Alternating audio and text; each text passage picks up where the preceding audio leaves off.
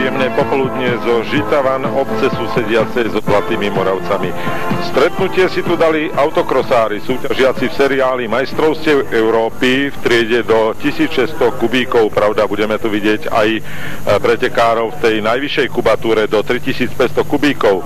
Ale najskôr sa venujme kubatúre do 1600 kubických centimetrov, pretože tu ide o body do seriálu Majstrovstiev Európy.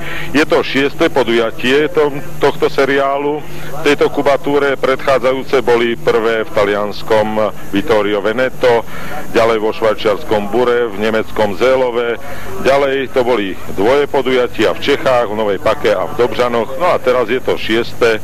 podujatie tu v Žitavanoch. Pokiaľ ide o priebežné poradie v seriáli Majstrovstiev Európy, tam si jasne najlepšie počína Peter Mike z Nemecka, na druhom mieste zaostáva o 27 bodov Torsten Schubert, takisto z Nemecka, nasledujú českí pretekári Peter Bartášek a Marek Kalenský. Pokiaľ ide o slovenskú účasť v seriáli Majstrovstiev Európy, máme v tejto kubatúre jedného jediného pretekára, ktorý štartoval na prvých pretekoch, Anton Lacko, získal 9 bodov a v priebežnom poradí je na 19. mieste, ale čo je podstatné, v dnešných doterajších kvalifikačných jazdách si vyjazdil účasť v A finále. O chvíľu sa zoradia vozidlá na štart B finále.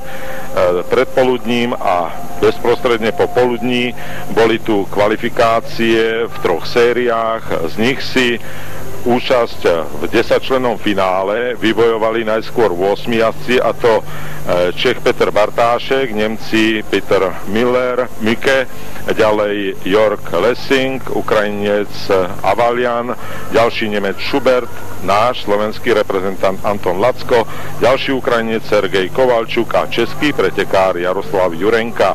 To sú 8 pretekári a do finálovej desiatky si majú možnosť vybojovať ešte 2 miesta pretekári z B finále, ktoré sa začne o niekoľko minút.